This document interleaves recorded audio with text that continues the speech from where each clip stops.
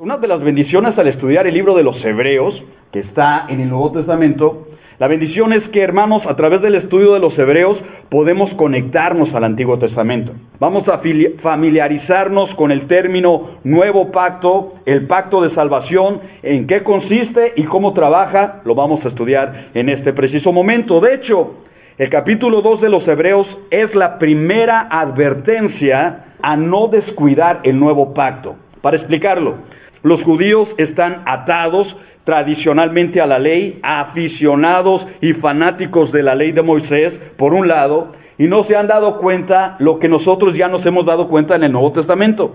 Amigos y hermanos, nadie ha podido guardar la ley de Moisés. Nadie. El único que ha guardado la ley de Moisés es Cristo Jesús, pero de ahí en fuera, ningún ser humano ha podido guardar la ley de Moisés. Miren, básicamente existen dos pactos tremendos en la Biblia. Hay otros más, pero básicamente hay dos. Se le llama el pacto de la ley, uno, viejo pacto, y el nuevo pacto a través de Cristo. Y los judíos no han entendido el nuevo pacto, pero vamos a explicar primero el antiguo pacto para que podamos entender el nuevo pacto del Nuevo Testamento. Vamos con el pacto de la ley. El pacto de la ley también es conocido como el pacto del Sinaí.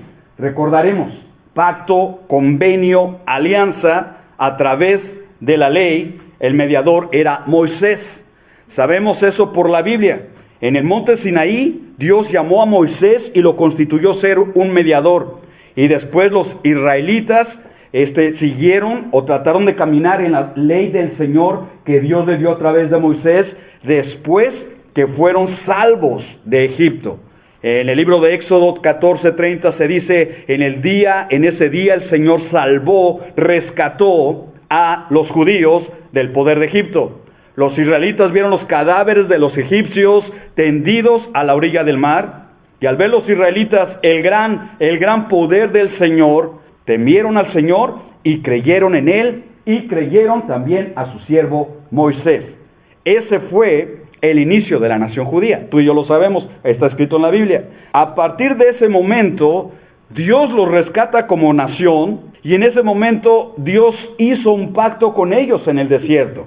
Todavía no llegan a la tierra prometida, recordarás, 40 años de andar caminando de un lado a otro. En ese periodo de tiempo, Dios hizo el pacto con los judíos, el antiguo pacto o el pacto número 1.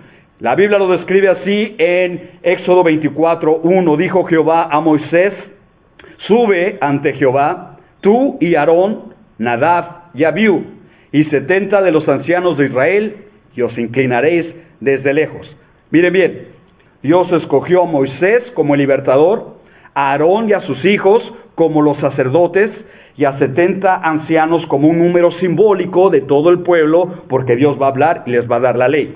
El versículo 2 dice, pero Moisés solo se acercará a Jehová. Es decir, había 74 personas ahí en el monte, pero en el 2 dice, pero solo Moisés. Los 70 se quedan abajo, Aarón y sus hijos se quedan abajo, pero Moisés solo se acercará a Jehová, y ellos, los demás, no se acerquen, ni suba el pueblo con él. ¿Tú preguntas por qué? Porque Moisés es el mediador, el puente. No, Dios se va a revelar a todo el pueblo. Te escojo a ti, Moisés, el libertador, y a través de Moisés, el representante de Dios para con el pueblo, y el representante del pueblo para con Dios. Ese es un mediador.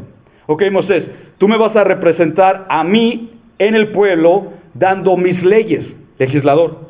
Y tú, a la misma vez, vas a representar al pueblo delante de mí, Dios, como intercesor.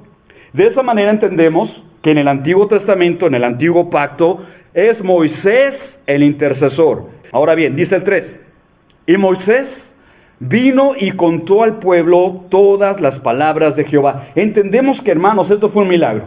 Se acerca Moisés, empieza a escuchar la voz del Señor, que en la próxima clase vamos a ver, eran ángeles hablando la voz del Señor. Ángeles contando los mandamientos del Señor, como intermediarios eran los ángeles. Moisés estuvo escuchando esas palabras por un acto milagroso del Señor. Aprendió esas palabras, se le quedaron en su corazón, entendió las palabras, todas las leyes, dice el 3, y todo el pueblo respondió a una voz y dijo: haremos todas las palabras que Jehová ha dicho. Es decir, Moisés subió a la presencia de Dios, Sinaí, después baja con las leyes del Señor, comienza a hablar con el pueblo, y el pueblo, amigos y hermanos, estaba contento y estaba feliz. Recién salidos de Egipto, están en ánimo, están con asombro, están con fervor y dicen: Señor, todo lo que tú mandes, eso te vamos a obedecer. No había problema con Israel. Dijeron: amén, lo que el Señor mande, eso haremos. Tenía devoción, tenía emoción el pueblo, y aquí le están diciendo: amén, lo que Dios diga, eso se hace. ¿Y saben qué me recuerda eso, hermanos? En el momento que Dios nos salvó, a los primeros días que Dios nos salvó, todos teníamos esa emoción y ese gozo. Ir a la iglesia, estudiar, alabar, en ese gozo, en ese primer amor está Israel en esa instancia. Ahora sigamos estudiando lo que pasa en el pacto. ¿Qué sucede en el pacto? Versículo 4, Éxodo 24, dice: y Moisés escribió todas las palabras de Jehová. Es decir, para que no se nos olvide, para que no entre por este oído y después salga por el otro oído, para esta generación de judíos y las que vengan después de nosotros, escribió todas las palabras de Jehová, y levantándose de mañana, edificó un altar, que significa de piedra, una piedra aquí, otra piedra allá, al pie del monte, y edificó 12 columnas, según las 12 tribus de Israel. En el antiguo tiempo, cuando alguien hacía pactos, no era de estrechar la mano y de poner firma ahí en un documento como lo hacemos en nuestros días. Te vas a casar, pones la firma ahí, un documento legal. Compramos algo, una firma ahí, un sello, documento legal. En esos tiempos antiguos, ellos pactaban en un altar y pactaban con sangre. Y ahorita vamos a explicar eso. Los mandamientos escritos del Señor representan directamente a Dios. Dios representándose por su palabra. Por el otro lado, las 12 columnas de piedras representan al pueblo de Israel. Chequemos. Y el altar que se edificó también de piedra ahí, el altar representa, este pacto será basado sobre un sacrificio, sobre un holocausto. Es decir, la muerte era necesaria para ratificar el pacto. Y desde el Antiguo Testamento lo estamos viendo así. Nada que un trato, un estrechón de manos, nada. Una víctima va a morir como sacrificio para validizar el pacto entre Dios y su pueblo Israel. Dice el 5, y envió jóvenes de los hijos de Israel, los cuales ofrecieron holocaustos, ahorita explicamos, y ofrecieron becerros como sacrificios de paz para Jehová. Hermanos, aunque no había ley que le decía a los judíos lo que tenían que hacer con las ofrendas, con los holocaustos, todavía no había la ley. Los judíos y los patriarcas ya sabían. Si tú lees el libro de Génesis, por ejemplo, los hijos de Adán, Abel se presentó con lo mejor de las ofrendas, lo mejor de sus ovejas al Señor. Y aún antes, en Génesis 3, cuando Adán y Eva pecaron, Dios les puso pieles que cubrió su desnudez. Lo cual significa que para cubrir la desnudez del ser humano, una víctima tuvo que morir, tuvo que ser sacrificada para poder cubrir la desnudez del hombre. De esta misma manera, esas ofrendas de paz a Jehová significaba sangre derramada para cubrir temporalmente nuestros pecados y poder presentarnos delante de la justicia de un Dios santo. Versículo 6, y Moisés tomó la mitad de la sangre. Chequemos esto porque aquí está la importancia del pacto. Ya se ofrecieron las víctimas. Moisés recolectó toda la sangre y la divide en dos. Toma la mitad de la sangre y la puso en tazones. Y la otra mitad esparció esa sangre sobre el altar, y lo cual es muy significativo, hermanos y amigos. En Deuteronomio 12:23 dice: solamente que te mantengas firme en no comer sangre, porque la sangre es la vida, y no comerás la vida juntamente con la sangre. Es decir, cuando ellos derramaron la sangre, cuando Moisés derramó la sangre en el altar, estaba diciendo simbólicamente: este pacto es vitalizado, este pacto es sellado por la sangre de una víctima inocente. Pues podemos ahorita validizar este pacto. Versículo 7, tomó el libro del pacto y lo leyó a oídos del pueblo. Chequemos otra vez. El cual dijo, el pueblo respondió después de haber escuchado el libro del pacto. Algunos estudiantes y comentaristas de la Biblia creen que ese libro del pacto es el Decálogo, los 10 mandamientos. ¿Por qué? Porque la ley de Moisés es muy larga. Ellos no creen que estuvo capítulo 1, bla, bla, bla, leyendo. Sería muy largo. O tal vez eran porciones seleccionadas de toda la ley. Pero el caso es que Moisés lee las palabras del Señor o las principales palabras del Señor. Y otra vez escuchemos y veamos el pueblo. El pueblo dijo, haremos todas las cosas que Jehová ha dicho y obedeceremos. El pueblo está animado, hermanos. El pueblo está contento. Están diciendo a que se haga como Dios quiera. Nos comprometemos, determinamos seguir la ley. Y que bueno, esto es loable. No lo critico, sino quiero también abrazar ese fervor de Israel. Pero miren, no es el final de la historia. Versículo 8. Entonces Moisés tomó la sangre y roció al pueblo y dijo, he aquí la sangre del pacto que Jehová ha hecho con vosotros sobre todas estas cosas. La sangre significaba, este es el sello del pacto. Te incluyes, si te pega la sangre, si te rocía, te incluyes dentro de este pacto. En el Salmo 50, Dios dice, juntadme a mis santos, Israel, judíos, los que hicieron conmigo pacto con sacrificio. Se sacrificó la víctima, repítoles, en el altar, y la sangre fue rociada. Esos son, de acuerdo al primer pacto, al antiguo pacto del Señor, los que le pertenecen al Señor.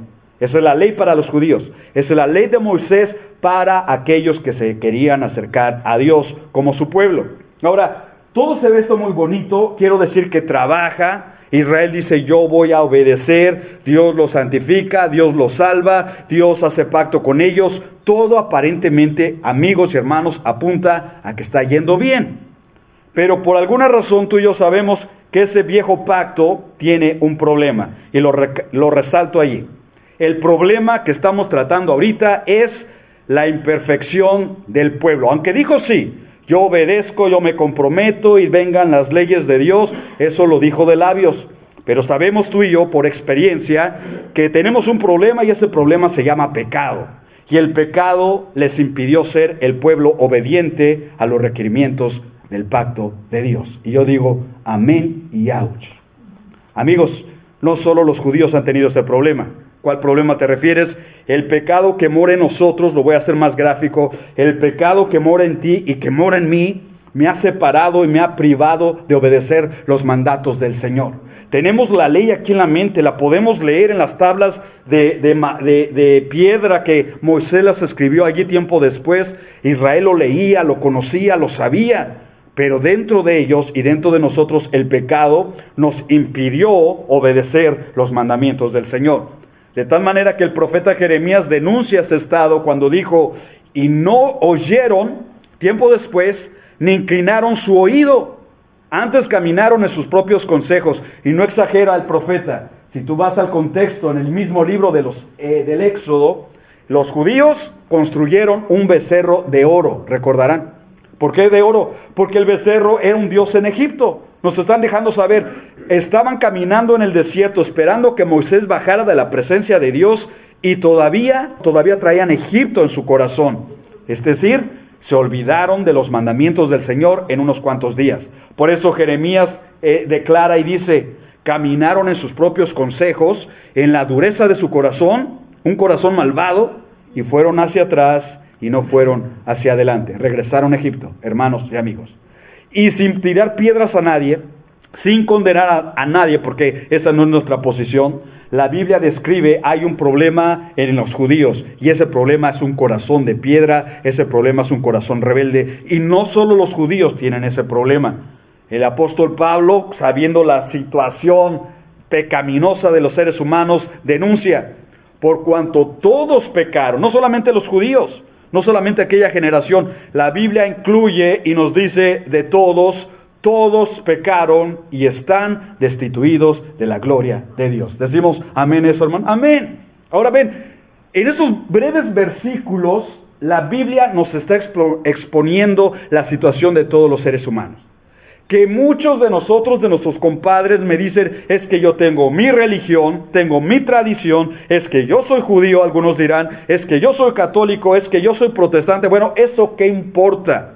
La Biblia dice, con tu religión o sin tu religión, estudios o filosofía, delante de la justicia de Dios, todos hemos pecado y estamos destituidos de la gloria de Dios. Pecadores ricos, pecadores pobres, pecadores doctos, pecadores ignorantes, todos estamos destituidos de la gloria de Dios. Y chequemos cómo está trabajando esto. Entonces, Israel peca, falla, no permanece en los mandamientos del Señor.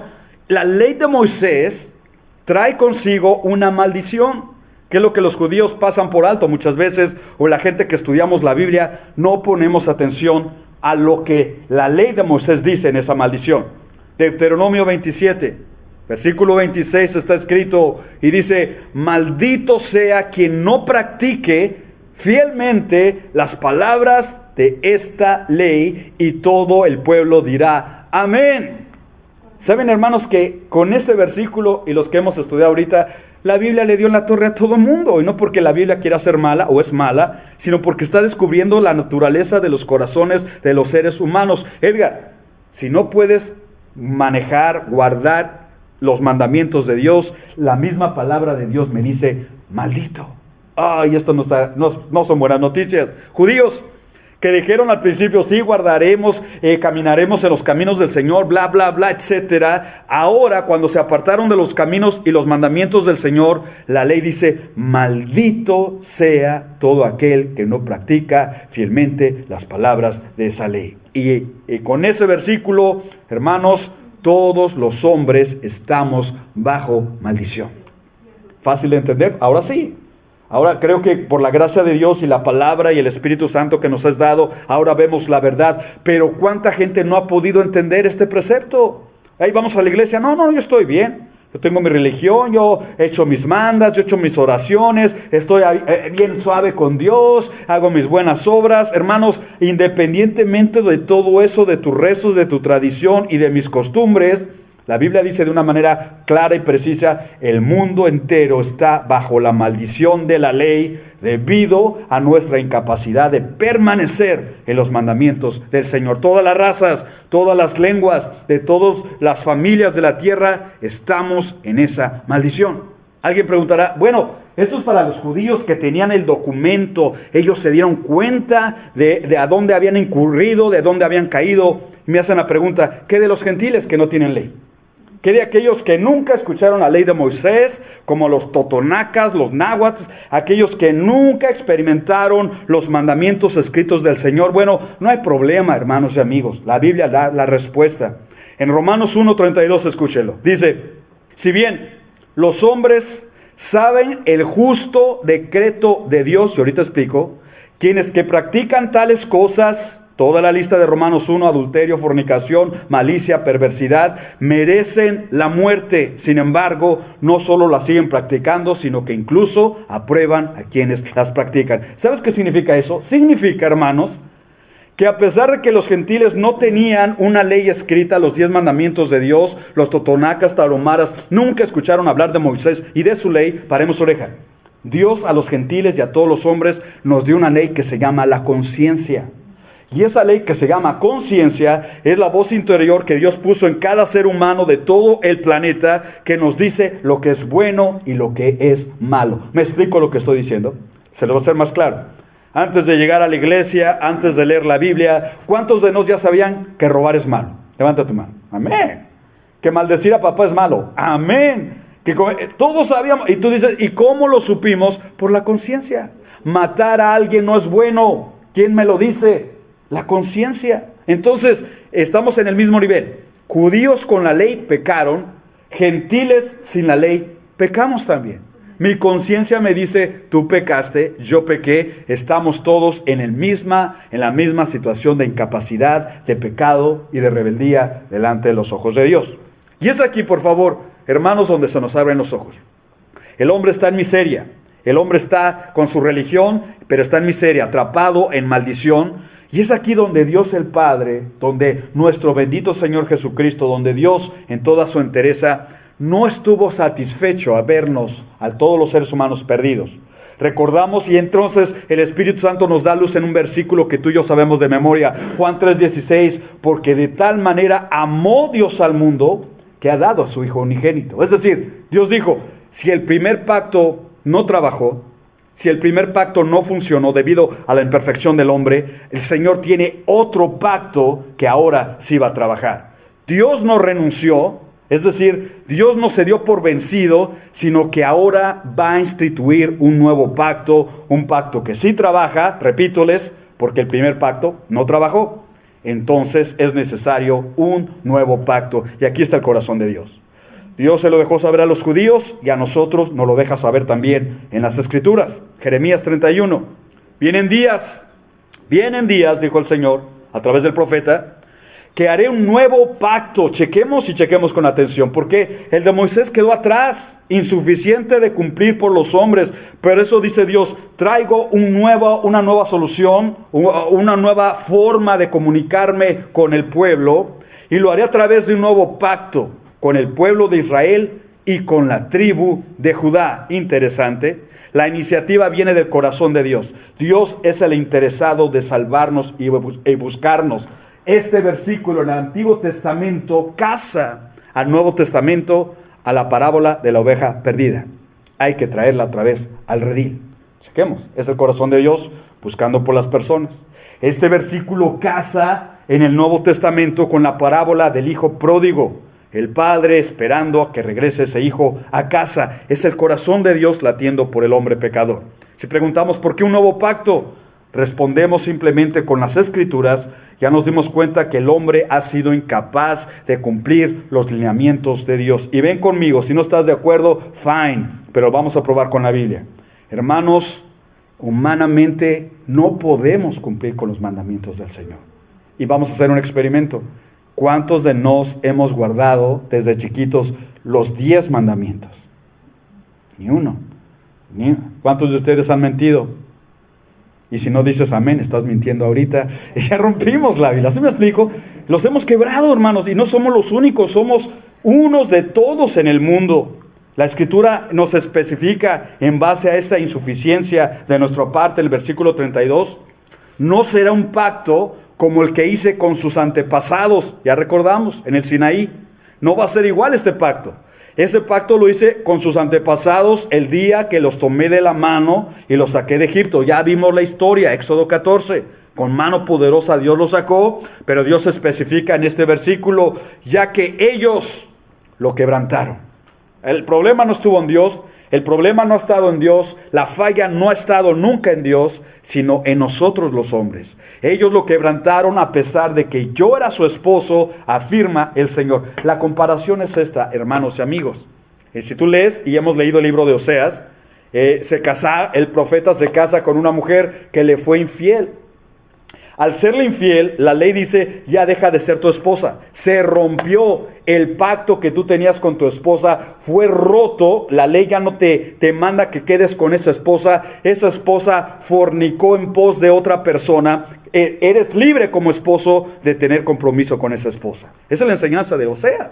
Pero la enseñanza también ahí en el Oseas es de que ese esposo espera a que esa esposa regrese para con él. En un sentido espiritual, amigos y hermanos, cuando tú y yo pecamos, cuando Israel pecó, literalmente dejamos de ser la esposa del Señor por nuestro pecado.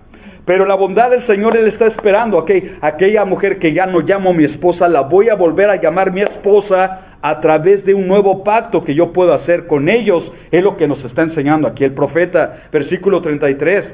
Este es el nuevo pacto. Otra vez, título grande, letras grandes para que el Espíritu Santo ilumine nuestro corazón y nuestro ser. El poder del nuevo pacto. No el de la letra, el de la ley, en piedras, en letras con piedra, sino dice, este es el pacto que después de aquel tiempo haré con el pueblo de Israel, afirma el Señor. Pondré mi ley, chequemos, mira el poder de este nuevo pacto. El viejo pacto puso los mandamientos, repito otra vez, en tablas de piedra. Ahí quedó, a vista de todos. Pero en el nuevo pacto se nos dice, pondré mi ley en su mente y la escribiré en su corazón, y yo seré su Dios y ellos serán mi pueblo. Decimos amén esto, hermano. Mira, ¿qué significa esto? Mira, significa en pocas palabras que el poder del nuevo pacto incluye o abarca el poder de Dios para hacer de nosotros nuevas criaturas. De tal manera que los mandamientos del Señor ya no están afuera, exteriores, como algo que yo veo exterior y ajeno a mí. En el poder del nuevo pacto, Dios, a través del Espíritu Santo, que nos hace, en el nuevo pacto, nos hace nuevas criaturas, un nuevo corazón, una nueva mente. En el nuevo pacto, Dios pone su ley en tu mente, en mi mente, en nuestro corazón. Somos nacidos del poder de la palabra de Dios. Llevamos la palabra de Dios donde quiera que vamos, hermanos. Eso significa que Dios hizo un milagro de regeneración en el pecador. Ezequiel 11:19, lo leo.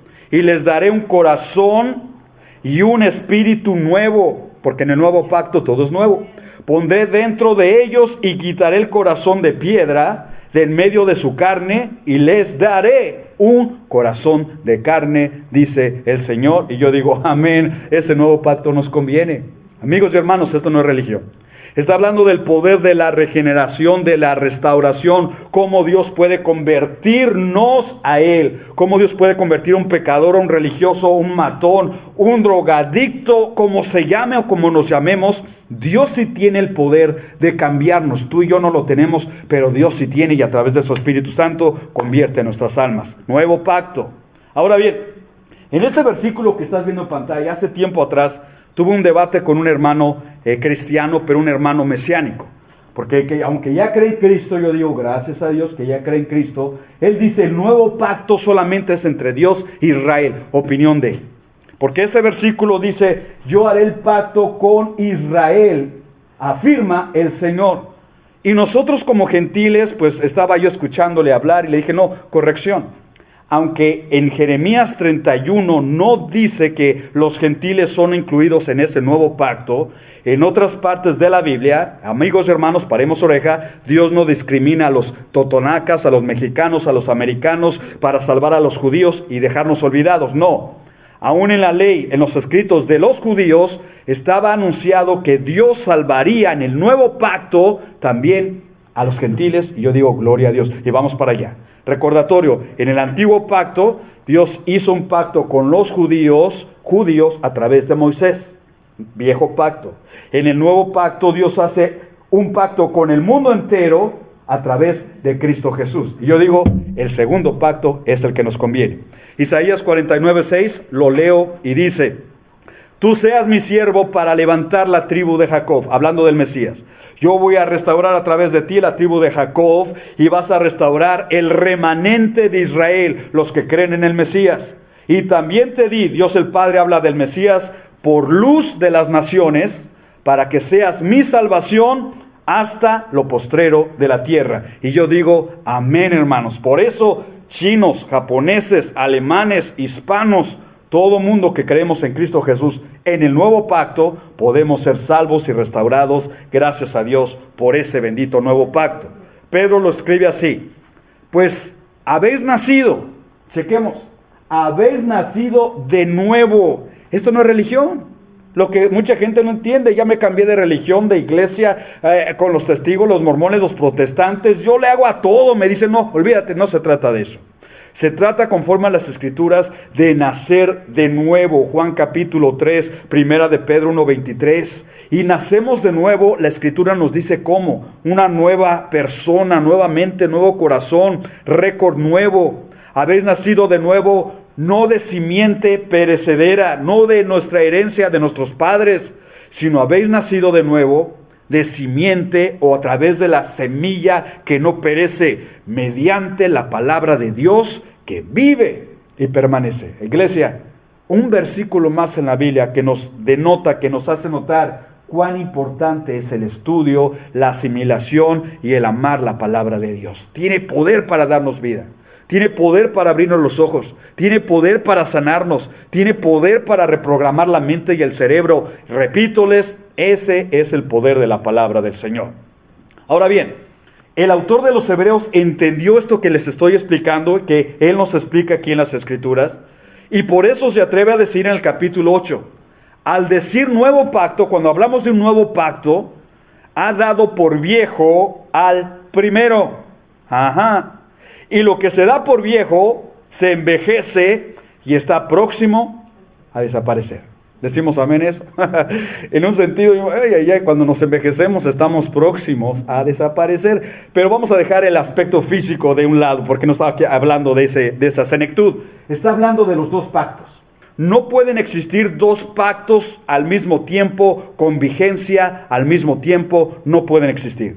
Judíos, o se van al pacto antiguo de Moisés, que ya estudiamos, que trae una maldición, y la maldición es: si tú no guardas lo que está escrito, maldito. ¡Wow! No me conviene, porque yo no puedo guardar ese pacto. Judíos, ahora pueden irse por el otro lado al nuevo pacto. El pacto viejo está próximo a desaparecer, pero no problema. Si desaparece, que desaparezca, porque al fin y al cabo tenemos un nuevo pacto que sí nos conviene, que está basado sobre mejores premisas o garantías, sobre un mejor fundamento. Recordamos lo que Jesucristo nuestro Señor dijo: esto es mi sangre del nuevo pacto. Ya no el becerro en el monte Sinaí, ya no sobre esas premisas del Antiguo Testamento, sino viene el Hijo de Dios y dice: ahora yo presento una nueva ofrenda de sangre, hermanos y amigos. Es mi propia sangre que por muchos es derramada. El nuevo pacto requiere una nueva víctima. Cristo Jesús vivió como hombre, 100% hombre en la tierra, mas sin pecado. Llegó a ser la nueva víctima. Requiere nueva sangre, la sangre del Hijo de Dios. Requiere de un nuevo altar, el Gólgota, en la cruz del Calvario. Ahí literalmente el Señor derramó toda su sangre. Y ese nuevo pacto requiere de un nuevo pueblo. Ese pueblo es la iglesia, hermanos y amigos. Judíos y gentiles, de todas las nacionalidades, somos ahora llamados el pueblo de Dios que Él adquirió por el precio de su propia sangre. Y damos gracias a Dios por esa misericordia. Y es ahí, después de haber dicho estos versículos, donde entramos a consideración la advertencia del libro de los Hebreos, capítulo 2. Esta es la advertencia. Por tanto, ya nos explicamos la Biblia acerca de los pactos. Tenemos una mejor idea. Por eso dice el versículo 1, capítulo 2. Por tanto, es necesario que con más diligencia atendamos a las cosas que hemos oído, no sea que nos deslicemos. Si usted ha creído en Cristo Jesús como yo, debemos atender a nuestra salvación con diligencia. Esta es una palabra en contra de, por desgracia, alguna costumbre de algunos hermanos de desatender las cosas espirituales, desatender nuestras responsabilidades, desatender mi conocimiento de Dios, desatender mi salvación. La Biblia nos da una exhortación aquí. ¿Ya creíste? Amén. Entonces atendamos diligentemente, con cuidado, las cosas que hemos oído. El Evangelio, no sea que nos deslicemos. Se refiere a aquellos que han creído. Ya están algunos en peligro de no retener su profesión, su confesión de fe en Cristo Jesús. Y estoy tocando, ya casi para terminar, pero estoy tocando la llaga. ¿Cuánta gente habrá, hermanos y amigos, que entendió todo lo que acabamos de expresar en la Biblia? Los pecados, el perdón, Cristo Jesús el vicario, nuestro sacrificio acepto delante de Dios. Y después de un tiempo, por negligencia, lo contrario a la diligencia, hermanos y amigos, se están descarriando. Ya entonces comienzan otra vez a irse al mundo, a las herejías, ya no apasionados por Dios, ya no apasionados por la palabra. Ahora, en lugar de tener un corazón ferviente, es un corazón de hielo, de tradición y de religión. Hermanos, sin darse cuenta, algunos de ellos están apagándose poco a poco, deslizándose de las cosas que hemos escuchado. Y la Biblia nos dice: tengamos mucho cuidado en no llegar a esa posición. Porque el nuevo pacto trae una responsabilidad, el nuevo pacto también tiene unas exigencias, y para allá vamos con la Escritura. Es decir, Cristo murió, amén, nos hizo sus nuevas criaturas, amén, pero entonces la condenación viene por rechazar o descuidar esta gracia, y es una condenación más severa. ¿Me expliqué lo que estoy diciendo? Lo voy a decir con otras palabras. Hermanos, cualquier persona que descuida, que rechaza el sacrificio de Jesús, que rechaza esa revelación que Dios nos ha dado en la palabra, que la tiene en poco, que se aparta de la verdad, en pocas palabras, esas personas, de acuerdo a la Biblia, tienen mayor condenación que aquellos que nunca han escuchado el mensaje de Jesús allá afuera. ¿Me explico lo que estoy diciendo? Cuando hemos ido a repartir las despensas allá en Ensenada y la ayuda humanitaria que damos, Hermanos, ustedes dan testimonio juntamente conmigo. ¿Cuánta gente me dice, yo ya sabía? Yo era pastor, yo era estudiante en la escuela bíblica, y con todo amor y respeto le decimos, ¿y qué haces así, compadre? Tú tienes más responsabilidad ahora que aquellos que nunca han escuchado este evangelio, que nunca han experimentado esta gracia, que nunca han venido y han rendido su vida a Cristo. Tú tienes más responsabilidad que aquellos, ¿sabes? Por la Biblia. El mismo autor en el capítulo 10 nos dice, ¿cuánto mayor castigo pensáis que merecerá el que pisoteare? Checa los términos descriptivos. El que pisoteare, obviamente esto no es literal, Jesucristo está en el cielo, pero esto es una actitud del corazón. Menosprecian al Hijo de Dios y tuviere por inmunda la sangre del pacto, la sangre de Cristo que se rocía en una manera simbólica y que nos santificaba. Pues ahora bien, con una actitud negligente, mucha gente tiene por inmunda la sangre del pacto en la cual fue santificado y además hiciere afrenta al Espíritu de gracia. En el nuevo pacto, usted y yo todavía no somos perfectos. Yo digo amén, yo soy más imperfecto que ustedes, pero les garantizo lo que dice aquí la Escritura. En el nuevo pacto que hemos sido santificados, el Espíritu Santo a cada uno de nosotros nos redarguye, nos guía y nos muestra lo que es correcto. Y yo digo amén. De tal manera que cuando ustedes y yo nos apartamos o tendemos a apartarnos o etcétera, que no estamos caminando bien con el Señor, hermanos, no les exagero. El Espíritu Santo que nos fue dado como confortador, como el Paracletos, como el que viene a caminar con nosotros, Él a cada momento nos está dejando ver, hijo, no es por ahí, hija, no es por ahí, redarguyendo, guiando y haciéndonos sentir mal para no salirnos del camino en este nuevo pacto. Pero hay gente con este versículo y otros en la Biblia, entendemos que le hace afrenta al Espíritu de gracia. ¿Qué me importa lo que la Biblia dice? ¿Qué me importa lo que siento? ¿Qué me importa esa voz interior que me dice lo que es correcto? Go away y yo voy a hacer lo que yo quiero hacer otra vez. Hermanos, la condenación es más severa en este nuevo pacto. El Evangelio requiere de una respuesta en fe y una obediencia al Salvador. En pocas palabras, no porque Cristo nos salvó, vamos a vivir como nosotros queremos. Vamos a vivir en libertinaje, vamos a vivir haciendo un festival de la carne, a cabo que Cristo ya me salvó, a cabo que todo está saldado por Jesús en la cruz. No, hay una responsabilidad y esa responsabilidad es caminemos en fe y caminemos en obediencia hasta el resto de nuestros días en esta tierra. Y yo digo, amén.